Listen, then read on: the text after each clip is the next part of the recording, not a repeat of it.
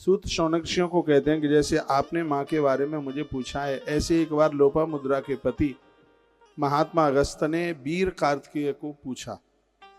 एकदा कुंभ योनिस्तु लोपामुद्रा पतिर्मुनि गत्ता कुमार मभ्यर्ष पपक्षम विविधा कथा। उन्होंने पूछा, क्या पूछा? स तस्मै भगवान स्कंद कथयामास वूर्षा दान तीर्थाना व्रतादीना महात्मा किस्ता कथा। आपने दान की महिमा, तीर्थों की महिमा, काशी की महिमा बहुत, आपने बनारस की, वाराणसी की महिमा बहुत विस्तार पूर्वक सुनाई। लेकिन अब हम आपसे देवी भागवतम नाम पुराणम परमोत्तमम के जननी साक्षात गीयते यत्र शाश्वती। मैंने सुना है कि जीव का तत्काल कल्याण करने वाली कथा श्रीमद् देवी भागवत की कथा है, जिसमें माँ का माहात्म्य है।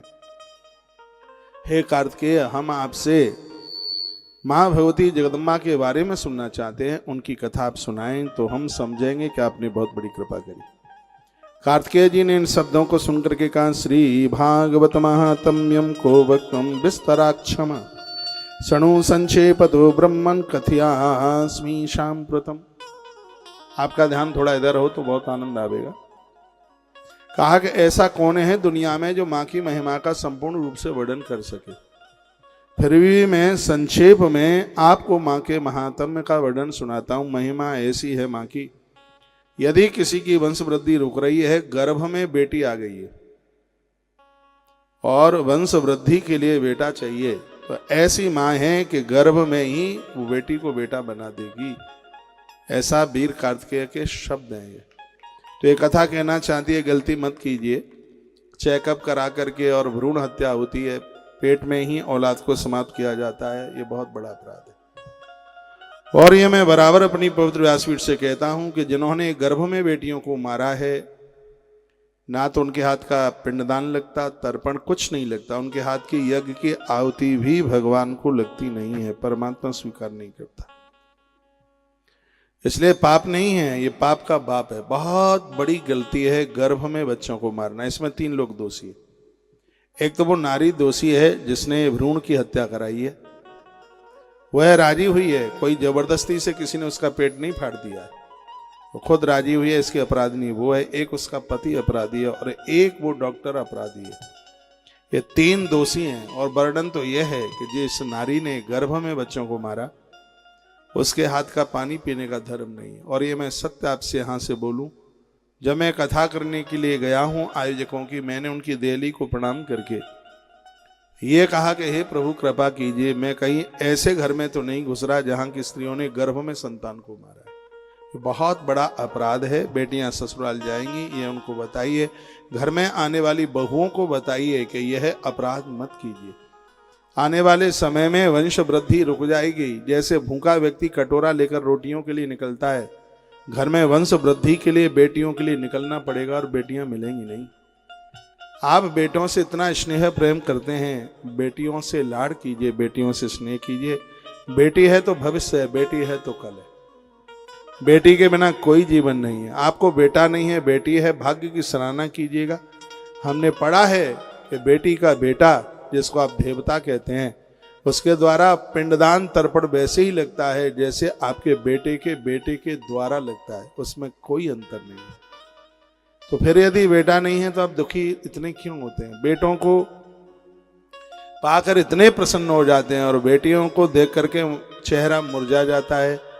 बेटियों के ऊपर खूब लाड़ कीजिए, दुलार कीजिए। बेटा एक कुल को पवित्र करता है, लेकिन बेटियां तो दोनों कुलों को पवित्र करती हैं। पुत्री पवित्र किए कुल दो। बड़े पुण्य होते हैं तभी बेटी चल के आती है। एक बात बताइए, आपने प्रकृति से मान लिया जाए आपको 4 बेटे या 2 बेटे, आपने प्रकृति से बहुएं ली 2 और आपको बेटी एक भी है नहीं, और आपने प्रकृति को बेटी दी नहीं एक भी, तो आप ऋणी हो गए, फिर आप कर्जदार हो गए। और कहीं मान लें आपको बेटा 1 है और बेटी 2 है, तो आपने प्रकृति से बेटी बहू 1 लिए और आपने प्रकृति को बेटियां 2 दी हैं, इसलिए प्रकृति आपकी कर्जदार हो गई है, प्रकृति आपकी ऋणी हो गई है। धरती पर दान बहुत हैं, कन्यादान से बढ़कर दान उससे पहले भी कोई नहीं हुआ और उसके बाद में भी कोई होने वाला नहीं है।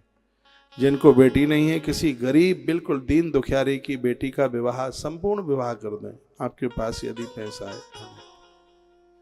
गरीब की बेटी में सहयोग करें, उसका विवाह करें। बेटा होवे, बेटे को बेटी होवे तो दादा दादी उसका कन्यादान करके अपने आप को मुक्त करें। बेटी बहुत लाडली है। और गर्भ में बच्चों को, बेटियों को मारने वाली माताएं नवरात्रा में गली में से बेटियों को लाकर पूजन करें। क्या होता है उससे? क्या होगा उससे? बेटियों को खूब आदर कीजिए, लाड कीजिए।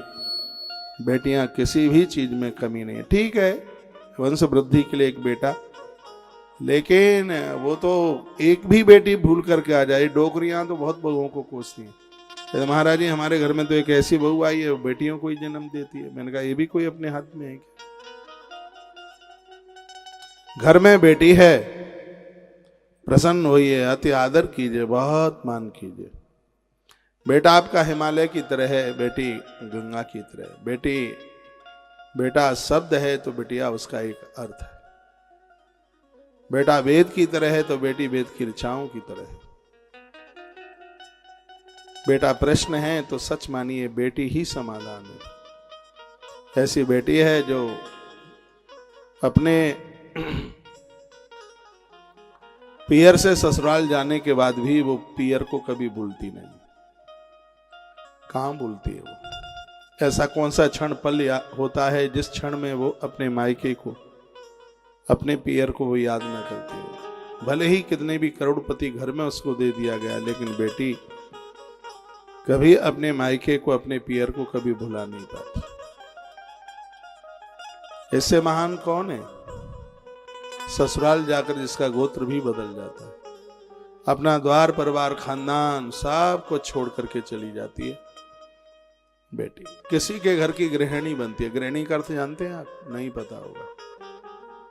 बस आपने तो गृहिणी का अर्थ इतना तक समझ लिया, वो रोटी बनाती है, सब्जी चाय वगैरह बना देती है, इसलिए वो गृहिणी है। गृहिणी का वास्तविक अर्थ है कि घर के जितने भी लोग हैं वो सब के सब उसके ऋणी हैं, इसलिए वो गृहिणी है। सब उसके कर्जदार हैं, इसलिए वो गृहिणी है। ऐसा घर में है कौन जो उसके ऋण से मुक्त हो सकता है? किसके लिए नहीं उसने किया? यह पूरा का पूरा खानदान, पूरा परिवार उसका ऋणी है, इसलिए उसको गृहिणी कहते हैं। तुम्हारे खानदान का अंश उसने अपने पेट में रखा है। उसने एक जन्म स्रोत, उसने एक वंश स्रोत दिया है। अंश तुम्हारे खानदान का उसके उदर में कष्ट वह झेलती रही। बच्चे का जन्म हुआ तो क्या कहा? बेटा किसका है? केशव देव का है बेटा। वो तो चरण किसी के छूती है और आशीर्वाद में कहता अखंड सौभाग्य। अखंड सौभाग्य में उम्र किसकी बढ़ रही है? आपके बेटे की उम्र बढ़ रही है। इन बेटियों को घर में बहुत लाड करो, बहुत लाड करो। नवरात्रा चल रही है, नारी का आदर करें। ये कथा इस बात के लिए बहुत संदेश देती है। सौनक्षियों की आंख में आंसू आ गए। पुनः प्रपक्ष लोकानां हितार्थम कुंभ संभवा। उधर महात्मा अगस्त ने भी पूछा। वो कहते हैं भगवस्तार काराते देवी भागवत शतु महात्म्यम श्रवणेत शब्दम चापि वद प्रभु। भगवान मन बहुत कर रहा है कथा सुनने के लिए, और आप इस कथा को सुनाएं तो सुनो। संक्षेप में कथा सुनाता हूँ। आसीद विवस्वतः पुत्र श्राद्ध देव स्मृतः। वैवस्वत मनवंतर में रहने दे। एक राजा हुए थे जिनका नाम था श्राद्ध देव मनु। उनको कोई संतान नहीं थी, तो अपने गुरुदेव के पास में पहुंचे। सुनिए, गुरुजी का नाम था गुरुदेव वशिष्ठ। कहा गुरुजी औलाद नहीं है, वंश वृद्धि के लिए बेटा चाहिए। तो गुरुजी ने एक यज्ञ कराया, पुत्रष्टि काम यज्ञ। और वो यज्ञ कराया तो ईश्वर शरणम यातः, भगवान की शरण में थे। परिणाम यह निकला उस यज्ञ में पुत्र की जरूरत थी, लेकिन बेटी का जन्म हो गया, कन्या ने जन्म ले लिया। राजा श्राद्धदेव मनु गुरुदेव के पास गए, सुनिए, और कहा गुरुजी मेरी तो इच्छा ऐसी थी कि बेटा होना चाहिए था वंश वृद्धि के लिए, लेकिन बेटी कैसे हो गई? गुरुदेव वशिष्ठ ने भी कहा कि मैंने तो मंत्रों का आवाहन पुत्र के ही लिए किया था, ऐसा हुआ कैसे? तो जैसे उन्होंने ध्यान किया तो पता लग गया कि राजा की जो रानी थी वो बेटी की कामना करती थी। आप पति पत्नी दोनों मंदिर में खड़े हों और अपनी अपनी स्तुति सुनाएं, तो परमात्मा सबसे पहले माताओं की सुनेगा, पुरुष की बाद में सुनेगा। हमारा उपनिषद भी कहता है त्वमेव माता च पिता त्वमेव, उसकी भी स्तुति माँ की तरह कहा जाता है। माँ, आप बिल्कुल माँ हैं। माँ की इतनी महिमा क्यों है? माँ की महिमा, माँ हमारे पिता से हमें 9-10 महीने पहले से जानती है। बच्चा गंदगी में गिर गया है, माँ उसको साफ सुथरा कर देती है। गाय को भी देखिए, बच्चे को जन्म देती है, जीभ से चाट चाट के उसको साफ सुथरा कर देती है। गंदा बच्चा मिट्टी में लिपड़ा हुआ यदि पिता के पास पहुंचता है तो पिता अच्छी चीज कहते, चल चल चल, चल यहां से अपनी माँ के पास जा, यही बोलता है। और वो बच्चा माँ के पास जाता है, माता उसको साफ सुथरा कर देती है, उसकी गंदगी को दूर कर देती है। माँ ऐसी है जिसका कलेवर भी बड़ा अद्भुत है। कितने भी कुछ भी कर लिया जाए, इस जीव जगत में एक पुरुष कभी अपनी माँ के ऋण से कभी मुक्त नहीं हो सकता। आदि शंकराचार्य भगवान की कथा आती है। घर में इकलौते थे शंकराचार्य, जन्म से ही वैराग्य था, घर छोड़ने का मन था, पिताजी थे नहीं, अकेली माँ थी। माँ को छोड़ करके जाएं कैसे? गंगा दशहरे के दिन गंगा जी नहाने को गए। आदिशंकर घर छोड़ना चाहते थे, पानी में थोड़े अंदर उतर गए। उन्होंने ऐसे ही कह दिया, माँ मगर ने ग्रहा ने मेरा पाँव पकड़ लिया है और ये छोड़ता नहीं है। माँ रो रही थी छाती पीट करके। तब आदिशंकर ने कहा, माँ एक बात पर ये ग्रह मगर मेरा पाँव छोड़ देगा, वो ये है कि यदि तू मुझे सन्यासी बनने के लिए आज्ञा दे दे तो ये मुझे छोड़ देगा। माँ की आंख में आंसू, माँ रो पड़ी, कहने लगी, बेटा तू अकेला है, मैं आदेश देती हूं, मैं आज्ञा देती हूं, बस मेरी मांग इतनी सी है, जिस समय कहीं भी तुझे मेरी मृत्यु की सूचना मिले, मेरी अर्थी में बस अग्नि संस्कार करने के लिए आ जाना, ये मेरी तुझसे मांग है। आदिशंकर ने स्वीकार किया। और जिस समय उनको सूचना मिली, सूचना क्या, उनको तो पता लग गया था कि कल तक मेरी माँ जाने वाली, और वो चल दिए थे हिमालय से। गांव के लोगों ने उनकी मां के अंतिम संस्कार के लिए विरोध किया था और कहा था कि सन्यासी आग को हाथ नहीं लगा सकता। शमशान में मां का अंतिम संस्कार नहीं होने दिया था। आदिशंकर ने कहा, कोई बात नहीं है, मां के ऋण से कौन ऋण हो सकता है। और उन्होंने अपने घर के प्रमुख दरवाजे पर मां की अर्थी को रख करके अग्नि संस्कार किया। उस गांव में ऐसी परंपरा चल गई, आज भी घर के दरवाजे पर घर में मृत लोगों का अंतिम संस्कार होता है। तो उन्होंने ये कहा था, भगवान शंकर ने कहा था कि तुम सब ऋणों से मुक्त हो सकते हो, लेकिन एक ऐसा मां का ऋण है जिसके ऋण से तुम कभी भी ऋण नहीं हो सकते। मां तो मां ही है, मां के ऋण से आज तक कोई ऋण नहीं हुआ। तो महात्मा अगस्त ने पूछा मां के बारे में, कहा आप उनकी महिमा के बारे में कोई कथा सुनाइए। तब कहा गुरुदेव, आप अपनी शक्ति के द्वारा, अपने भजन प्रताप के द्वारा हमारी वंश वृद्धि के लिए इसे बेटा बना दीजिए। गुरुदेव तो बड़े प्रभावी थे, बड़े तपस्वी थे, और गुरुदेव वशिष्ठ ने गुरुणाम कृत संस्कार सुधुम्नोत मनुसुता, उसी इला नाम की बेटी को उन्होंने सुधुम्न नाम का पुत्र बना दिया, बेटी को बेटा बना दिया। ये महात्मा वशिष्ठ गुरुदेव ने ऐसा कर दिया। माइक सुधुम्न छोटे से बड़े हुए, वनाद वनांतरम गच्छत बहु ब्राह्म सानुगा। एक दिन की बात थी, वह वन में अपने घोड़े पर सवारित होते हुए गए। दूर ये स्थान आज पाकिस्तान में पड़ता है, पहले तो सब अपना भारतीय ही था। और जैसे अंदर भीड़ में जंगल में पहुंचना हुआ, शीघ्र ही सुधुम जी महाराज स्त्री के रूप में, और उनका घोड़ा था वो घोड़ी के रूप में परिणत हो गए, वो स्त्री बन गए। ऋषियों ने पूछा ऐसा कैसे हो गया? कहा कि इस जगह को महादेव का श्राप लगा हुआ था, भगवान महादेव ने कहा था कि यहाँ यदि कोई इस जगह पर आवेगा तो वह पुरुष से स्त्री बन जाएगा। कहा ऐसा क्यों हुआ था? कहा ऐसा इसलिए हुआ था, एक बार भगवान महादेव भवानी के साथ यहाँ बैठे हुए थे, इतने में संत कुमार वहां पर चल करके आ गए। मैया लज्जा बस अंदर चली गई।